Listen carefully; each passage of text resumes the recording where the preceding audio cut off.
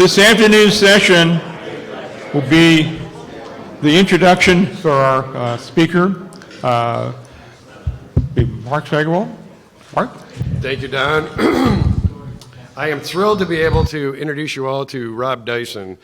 So Rob has had a long association with Watkins Glen International as well as the Research Center. Excuse me. A couple of highlights of Rob's career.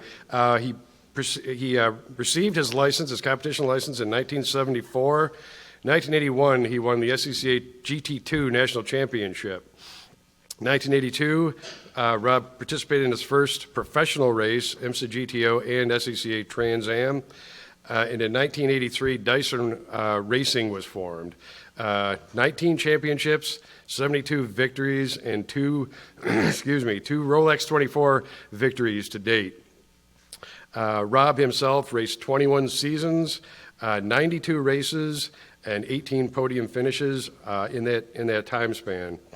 Rob is passionate about history, currently serves as chairman of the board of the International Motor Speedway Museum, where he oversees the museum's renovation, which is currently in the throes now towards an $89 million campaign. Last but not least, in 2011, Rob saw to it that the Research Center received a donation of the National Speed Sport News Archives, which is a collection that we use almost daily at the Research Center. So without further ado, let me introduce you to Rob Dyson.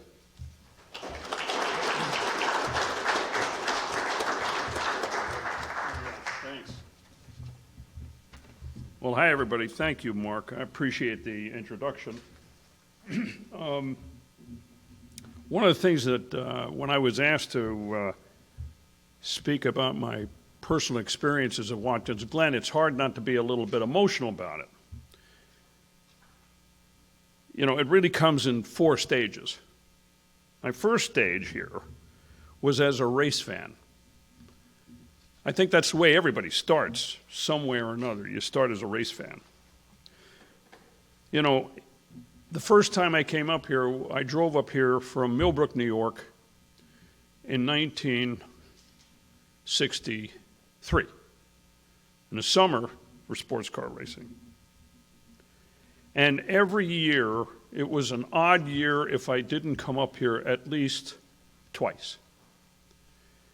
It was summer at Watkins Glen. Summer at Watkins Glen was a norm of some sort of racing, sometimes twice.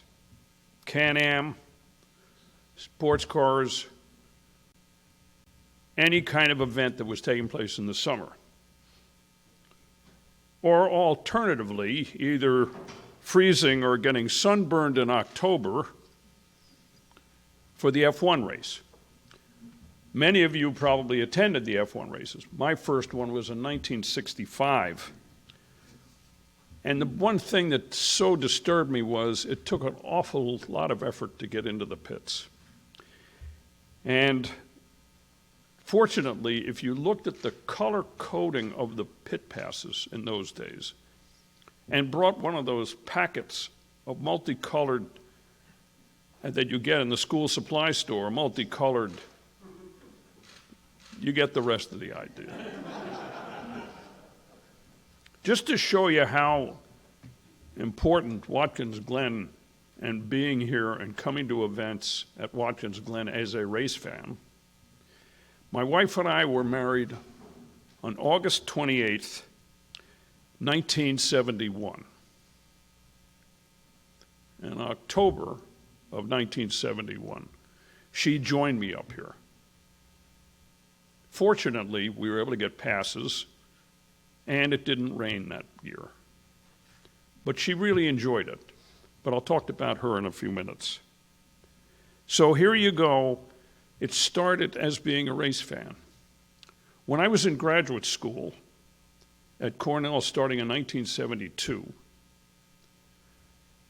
I came over here, cut classes to come over here for the US Grand Prix because it was so close by. I mean, Ithaca is what, about 45 minutes, an hour away, right? I came over the hill, came here when they were unloading the trucks. I said, I'll get here on Sunday or Monday just to see what's going on. I helped them unload the trucks. So I got a pass that enabled me to come, and I came every single day, including race day. But with the pass, I was able to get around. That was in 72 and 73. I spent the entire week here. And that was in the days when the cars were brought in on a kind of a car hauler.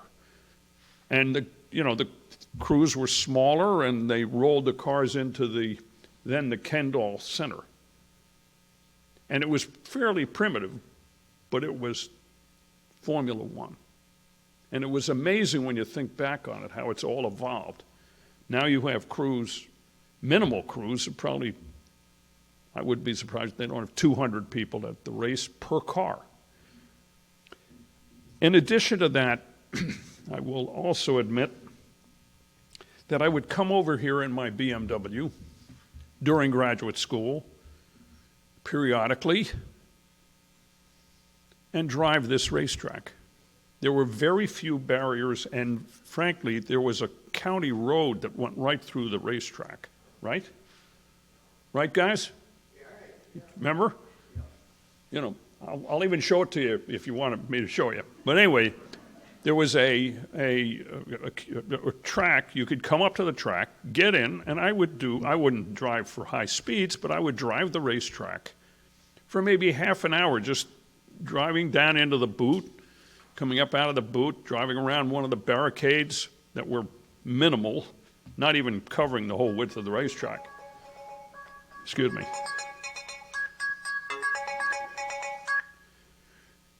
Now, I don't want to pull a Rudy Giuliani thing talking to my wife, but let me find out how my son is doing at COTA, would you please? I'm speaking. You want to tell me how you're doing? All right. Just have a great conversation. We'll talk after. As a longtime car owner, that sounds ominous to me. Anyway, so you have to understand that it was Rob Dyson, the race fan, that first got acquainted with this wonderful facility at a very early age. This was when the pits, before the boot was built, before the pits were built, before even the access or anything remotely approaching a media center was ever built. Then we go to stage 2, descending into the depths. Now, the depths means I started to race myself. I came over here to start researching. I came over in October of 1973. I said to my wife, I want to do it for 1 year because I've been working on cars all my life. Going to car races, I want to see what it's like to be out there. What's it like out there? The great question that Chris Economaki used to always ask drivers, what's it like out there? I wanted to experience it myself.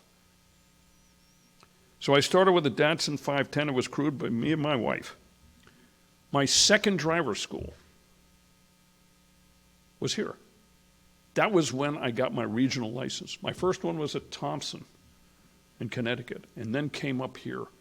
And that gave me a regional license.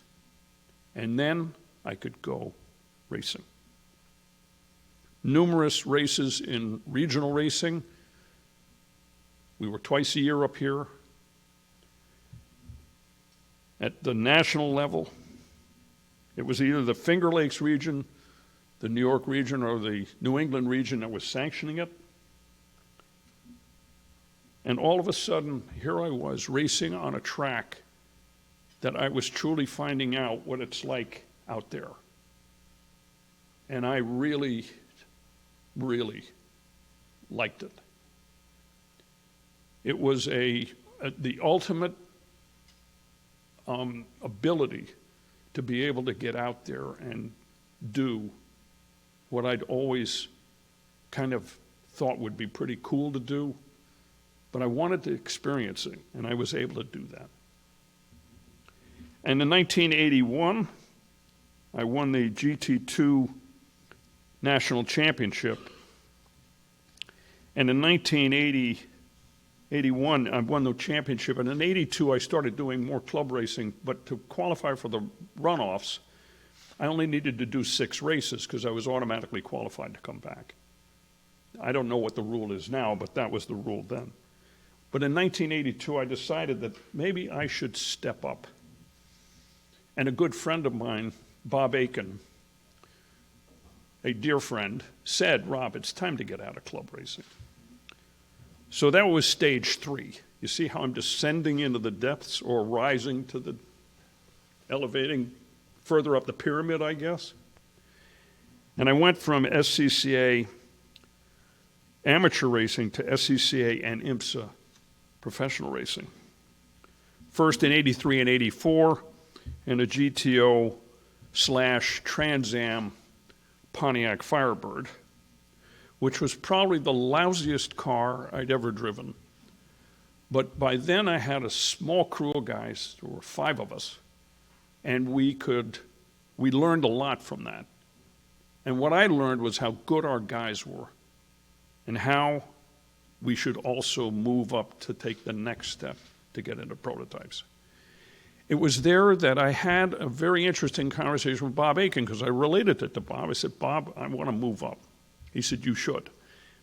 He said that because we had won, we had come third in the 500-miler at Elkhart. I never did a lot of races in the Pontiac. And actually, after 1981, I never did a full season of racing in any form of any racing that Dyson Racing did. And I said, look, I'm going to go over to England and see the guys at March. And he shakes his finger just like this. Nobody collects marches. He said, the big thing you've got to do is get into a car that you know is going to work. I said, well, look, nobody can get the 962s. He says, let me call Hobart. You know Hobart. Why don't you call him? So I called Al, and I said, Al, I want to get a 962. He said, yeah, Aiken called me. He says, let me see what I can do. And shortly thereafter, we worked a transaction with Bruce Levin, who was a Bayside Disposal entrepreneur, who later became a very dear friend, who I shared several races with. And we were able to get the 962.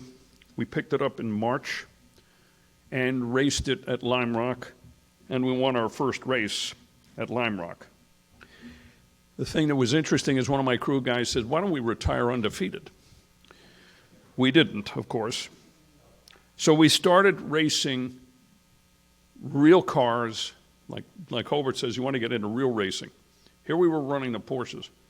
To come up here to Watkins Glen at the sharp end of the entire field, to qualify with all of these great professional drivers and to go out and run with them. Going up the back straight that I had done so many times from my BMW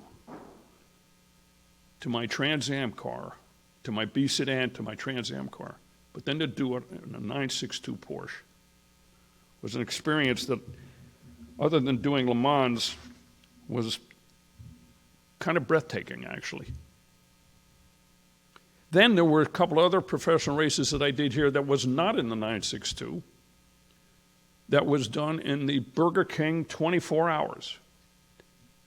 That was one of the greatest events I've ever participated in. Burger King was part of the Firehawk Challenge, which was a showroom stock class.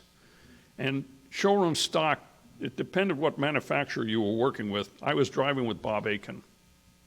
And depending on what showroom stock was, depended on how the manufacturer kind of said what was showroom stock and what wasn't. The advantage that we had better fuel economy and better wear on our tires. But those Burger King races had 70 or 80 cars running here at night. And even if you have 70 or 80 cars running here at night, Watkins Glen in the middle of the night is a very dark place to race. And then we started running other prototypes as I started getting less involved in the cars, and my son, Chris, his first professional race was up here. We had come up here the week before the IMSA race with the Rileys to do Goodyear tire testing. And Chris came up, and he had a spec racer Ford, and we let him run when we weren't running, when we were adjusting the car, changing something. And I said, why don't we just put Chris in the car and see how he would do? And in 6 laps, he would have finished 6th. He would have qualified 6th in the grid the year before. So I said to the organizers when the weekend started, I said, hey, I want to add my son. He's got a SCCA competition license. Can we give him an IMSA license? He's got all the medical. And Chris got in and drove his first pro race in a Riley. He took my time away from me in the 6 hour. And unfortunately, we had an electrical problem with the car, but Chris did a terrific job, and that led to him, barely a year later, he and James Wee were winning the 6 hours at Watkins Glen. When I think back, asked to reflect on my experiences here, coming here even today is like visiting an old friend. It's such a familiar place. Even getting up here is familiar. The roads, the surroundings, the town. It's been so many years of this being a part of my life. Just this past couple of months ago, we had a Rensport reunion. And at an autograph session, I was sitting next to Terry Bootson, who he and I became friends as a result of, he was driving for Champion Racing in the 911s at all the racetracks. But it was funny, he came up here, came over to me and said, he had never been here before.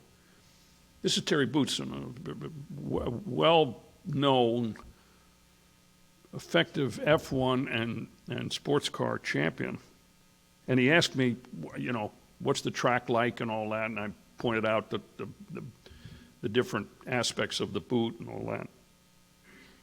And he, after the race, came up to me and he says, this is the best racetrack I've ever driven. He said, I've never experienced a track where you can get such a great rhythm and go so fast and enjoy the change in the elevation, but also the passing zones, the pit area. It was just a great experience. I felt great about that because that's exactly how I felt. But having a guy like this who's raced every fathomable racetrack except this place, coming to me and telling me, you know, Rob Dyson, who came here in 1963, he's telling me what a great racetrack it is as we both get out of our cars. The heritage of this place, because personally that I've experienced, the victories of mine and my son are really, when I think back on it, it's a gift. It's a gift to win a car race. But we've also been here for the tragedy too. And everybody can remember the F1, some of the F1 incidences that have happened here. Francois Sever being kind of the highest profile. I was here also when Graham Hill damn near got killed, broke both his legs when his car went end over end up in the back straight because of his suspension failure. But I think the other thing I want to reflect on is how important the International Motor Racing Research Center is. I finished a race up here. We had won in the mid-'80s, and Jean Argetsinger came up to me at the end of the race, and she said, Rob, I'm raising money at the Watkins Glen Library to start a motor racing library for the world to be able to come and do research. And it's going to be done out of the Watkins Glen Library. And I was wondering if you would want to contribute. Well, here we had just won, I think, about $180,000, which is a lot of money, camel money. Needless to say, when a woman like that asks you for money,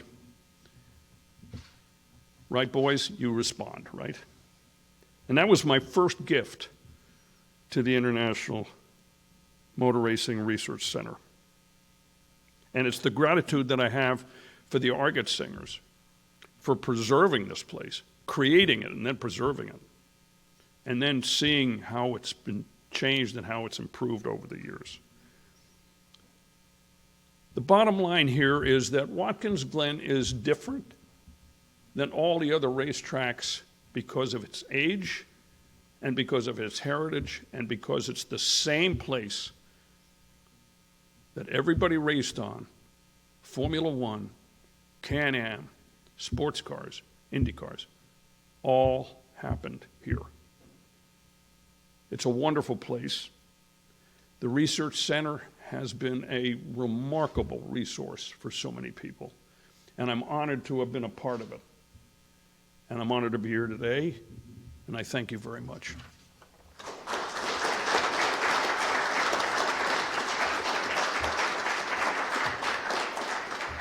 Questions? I guess we have Questions? some questions. Anybody want to? I'm an old racer, so speak up.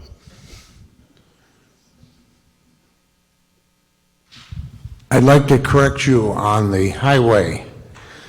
It was a town-maintained road you were on.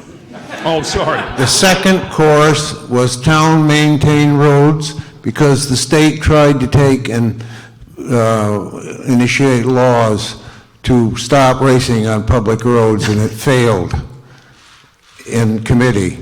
Therefore, they wouldn't give us a permission with a permit, or Lloyd's would run through town. The second course was a town-maintained road, and also Reinhardt Road, which comes up the center from Gate 3, where the start-finish line was for the second course. And also, it was a Glen Region sanctioned events or Finger Lakes.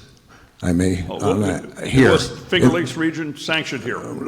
Yeah, club racing they did, and still do. And so doesn't the Glen region. Right. So, but anyway, I wanted to help you with that one too. Well, thanks for the... I'm Bill Green, and I'm a historian for the Glen region and the IMRRC. Thanks for the clarification. It wasn't the county, it was the town that was doing it.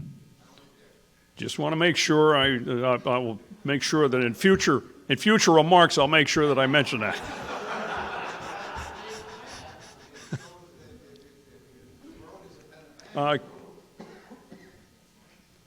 Remember, I'm an old racer here. On the maps today, the section from Wedgewood Road Crossroads with Meads Hill has been abandoned, not abandoned, let lay under the trade when WGI bought the circuit here.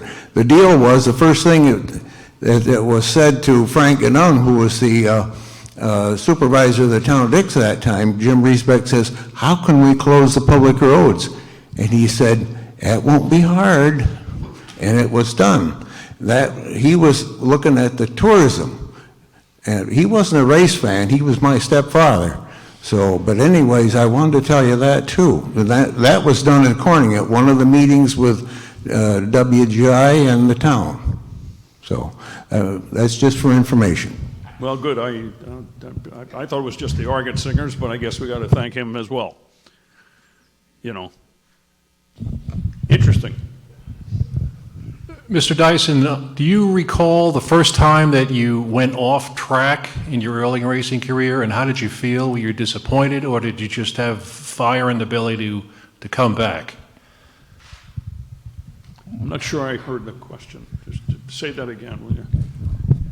Early in your racing career, do you remember the first time that you went off track, and how did you feel about that? Were you disappointed, or did you have the fire to come back?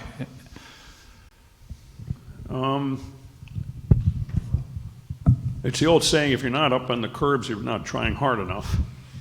Like Mario Andretti says, if you're not out of control 90% of the time, you're not going quick enough. Sometimes I went up over, like the 11th, 10th. The only thing I can tell you is that ground effects does not work on the grass. I try not to think about where I went off the first time, but I can remember one thing. I can remember when I backed up a hay wagon at the farm, and the hitch broke, and the hay wagon rolled back into my mother's garden. I can remember another time when my younger brother and I were washing my brother's car, and my younger brother went into the interior and tripped the parking brake, so when we left the car that was clean, it had just rolled into the farm pond, and we had to get the tractors pretty quick before my brother got home.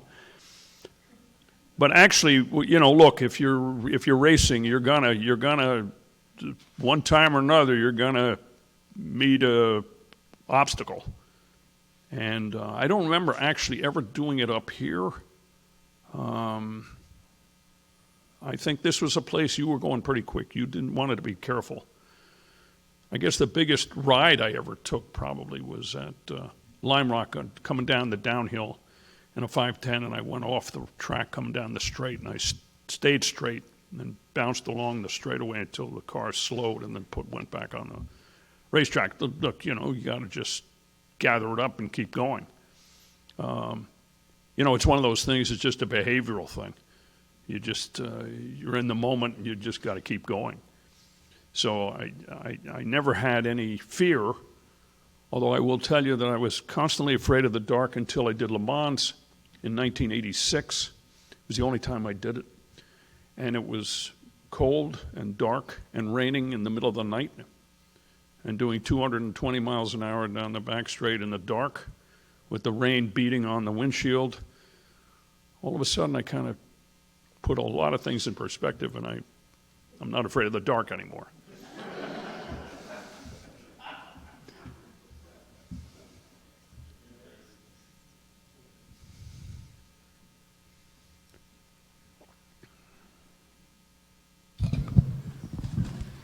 Is there any certain aspect of the racetrack here that you find most prevalent racing on, or like least prevalent, like the boot or the 90, for example?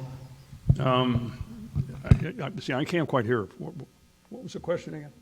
Which part of the circuit do you find the most fun here, Watkins Glen, or like the least fun when you were driving? You mean here? Yes. This place?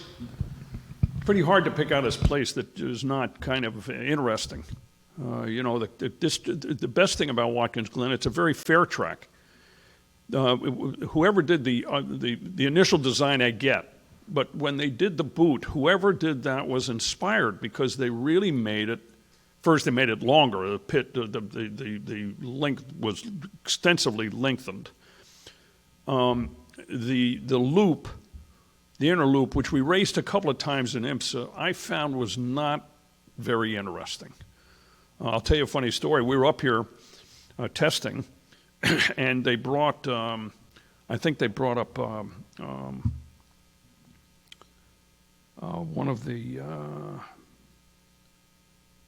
NASCAR guys. I'll think of his name in a minute. Anyway, they brought him up here to run a NASCAR car around we were doing Goodyear testing, and they brought up a NASCAR car to drive around to see what it would like to take the stock car race and run through the inner loop. And Bobby Labonte. And he came and ran the car around several laps, and he came up, he said, look, you'll put so many cars in that downhill, that when you go down a hill and turn left in the boot, coming off the loop, you come down. He said, you'll have more cars piled into there. You'll never get a race run. So needless to say, they said, okay, we won't ever run it. And they still don't, right? They still don't run the boot. They just run the loop, right? Right? Okay. But this track is fair. It's fast, but it's fair. But I will tell you that after the Francois Cerver crash, Jackie Stewart rated the S's as the most dangerous corners in the world for Formula One. I find that incredibly hard to believe that was true. But they then went on a campaign to alter the approach to the S's in a variety of different ways. hay bales, constructing a funny fence, so then you had to slow and come through it, downshift first, second gear to come up. They're racing now. Of course, the cars, I will tell you, cars are a lot safer now than they were when I started racing. But now, I think enough people have enough knowledge about how to run those S's, and I think that everybody understands that this is a pretty fast part of the course, that was appropriate. When I first started racing here, though, they did not have the chicane. You went ripping into that at the end of the front straight, of the back straight, going up the hill. You were really flying. And that corner going down to the downhill, that was pretty exciting. I've got to tell you, that was one that you really, of all the racetracks that I've raced on at that time, and even now when I think about it, that was a very fast corner. And it was after a couple of incidences that they decided maybe we better slow the cars down a little, which they did through that little chicane there. But the course is just great. It's fast, it's wide, it's got plenty of places to pass. They've moved, obviously, with the big cars and the stock car guys and all that. And the way tracks are being run now, they've moved all the walls back. Get the walls, but when we first started racing here, the walls were right along the perimeter of the racetrack, but on either side of the track. But now it's opened up a lot more, so people some parts of the curbing is widened up. But even in the old days, when they first built the boot and we first started running it, it was just a fabulous racetrack and continues, in essence, the same configuration as it was then, it is now. Super, it's a great racetrack. I want to reflect on one final thing that I didn't bring up. My first race here was a regional race in 1974. My last race was the 6 hour in 2007. And when I got out of the car in 2007, I said, well, I just felt that was it. And when I got out of the car and walked away, I didn't think about it till my son the next day said, Dad, that was the site of your first race, wasn't it? I said, yeah. He said, did you intend to make it your first and last race, or would it be Watkins Glen? I said, no. But if I ever wanted to make it a decision, it was the right one. So this track has been such a part of my life. And now I'm a proud father watching my son. And based on what I'm seeing around the shop with the go-karts, and I'm hearing about a local little speedway, maybe I'll be seeing my grandchildren up here too. It's a great place, and I'm honored to be here. Any other questions? I'll be around. I'm staying for dinner. Got a microphone on there? Thanks for having me, folks. Hope I'm not keeping everybody. Oh, no, we'll do one more question.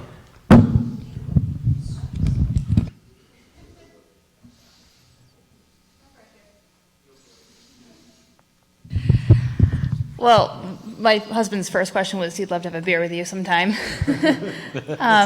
No, I know.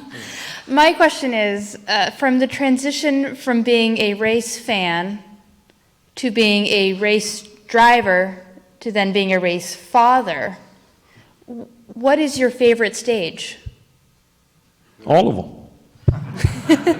Sure. At the time, everyone seemed to kind of work. It was it's truly an evolution of a racing career, I guess you could say.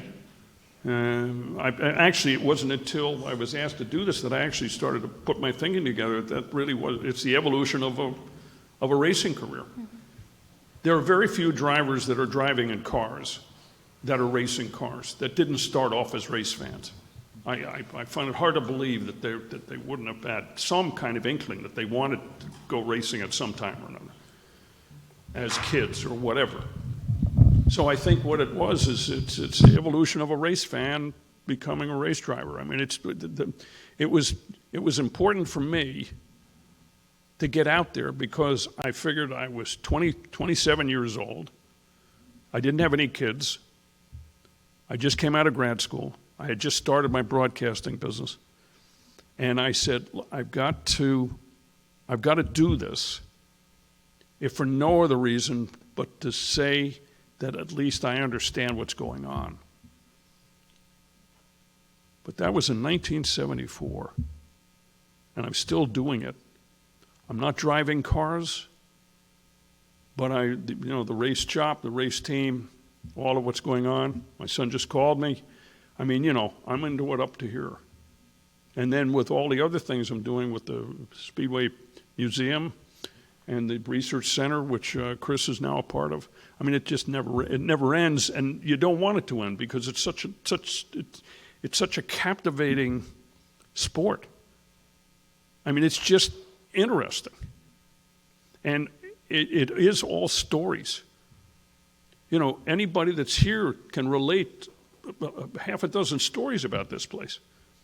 Whether you were at the bog or whether you were, watching or seeing Jim Clark or hearing the Matras go up the back straight, or watching the Indy cars in the 70s and 80s. I mean, it's just, it's stories, it's memories, it's things that you'd rather be here than anywhere else when you were here. That's the way I felt at every racetrack, and it's still the way I feel. Whenever I go through the gates of a racetrack, after all these years and after all these races, whenever I go through the gates of a racetrack, my heart just beats a little quicker. And why is that? Because it's so goddamned interesting. And you know that there's going to be something that's going to educate you. Something is going to give you a sense of more awareness of something.